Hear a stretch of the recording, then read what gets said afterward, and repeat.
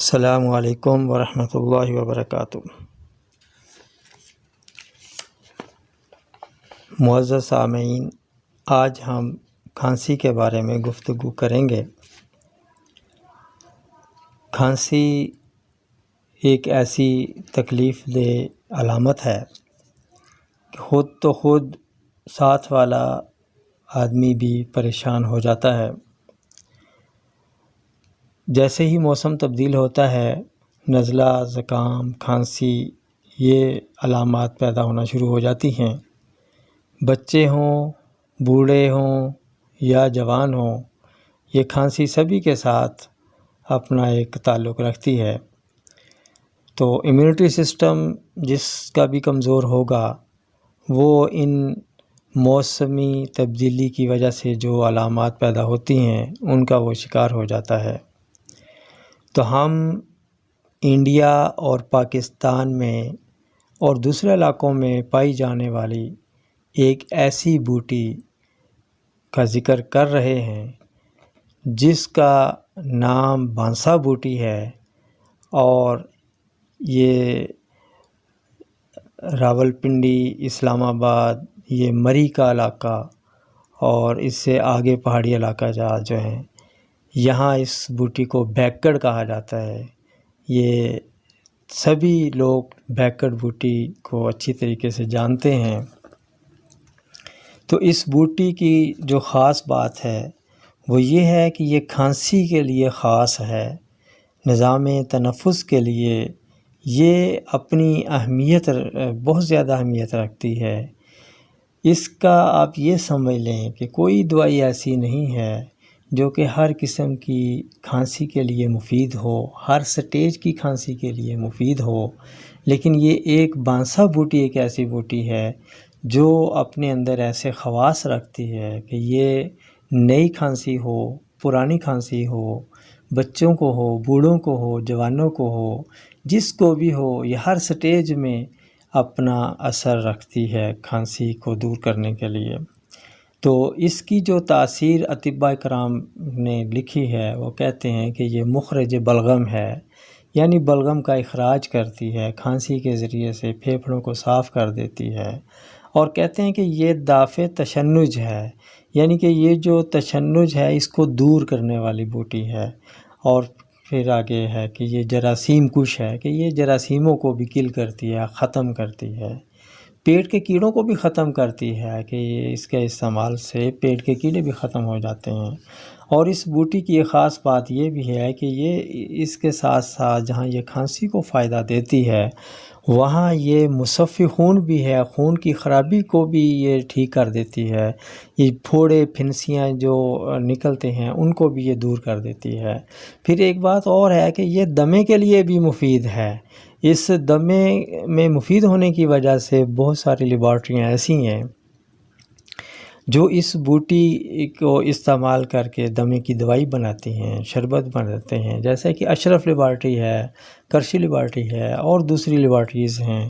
تو یہ اپنا اس بانسا بوٹی کو استعمال کرتے ہوئے دوسرے اجزاء بھی اس میں شامل کیے جاتے ہیں، دوسری بوٹیاں، جڑی بوٹیاں بھی استعمال کرتے ہیں، تو ایک مرکب نسخہ بنایا جاتا ہے۔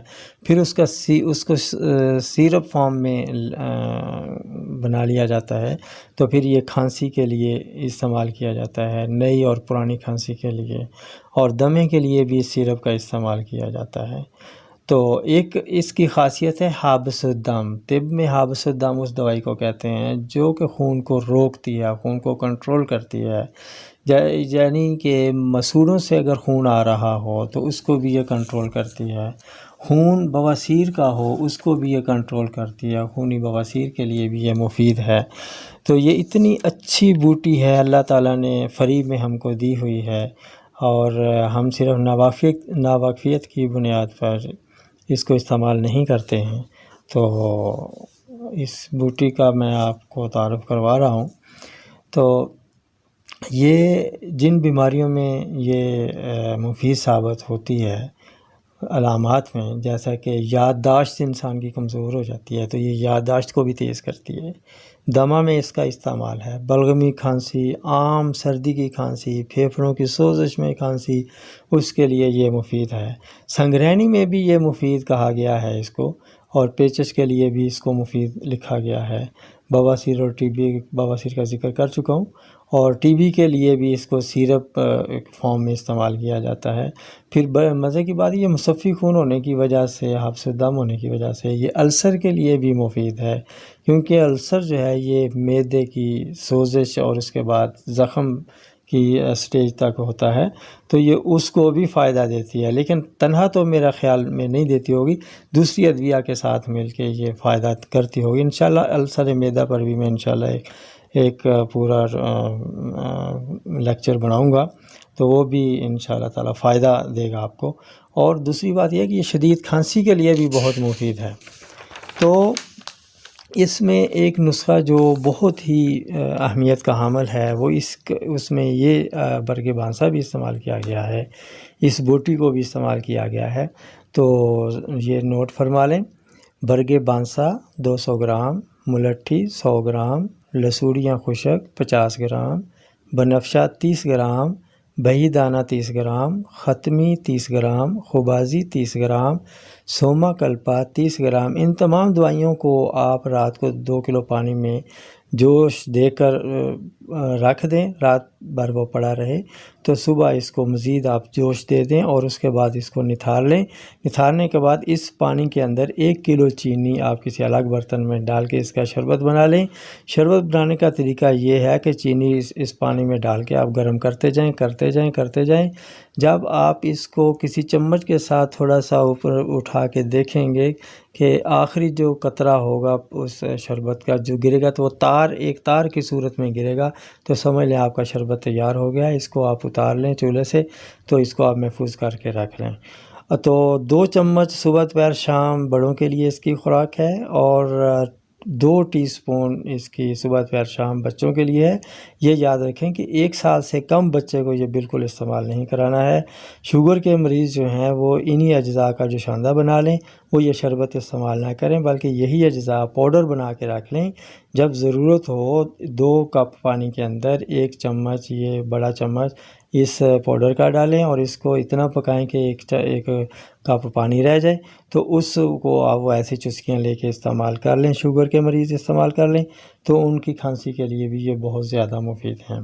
اس کے علاوہ اب اگر کھانسی نہ جا رہی ہو، کسی بھی صورت نہ جا رہی ہو، بہت ڈسٹرب کرتی ہو، رات کے وقت کھانسی جب لگے تو وہ ہوتی رہے، تو اس کے لیے ایک ٹوٹکا ہے، وہ آپ نوٹ فرما لیں کہ 7 عدد بادام کی گریاں آپ نے لے لینی ہے۔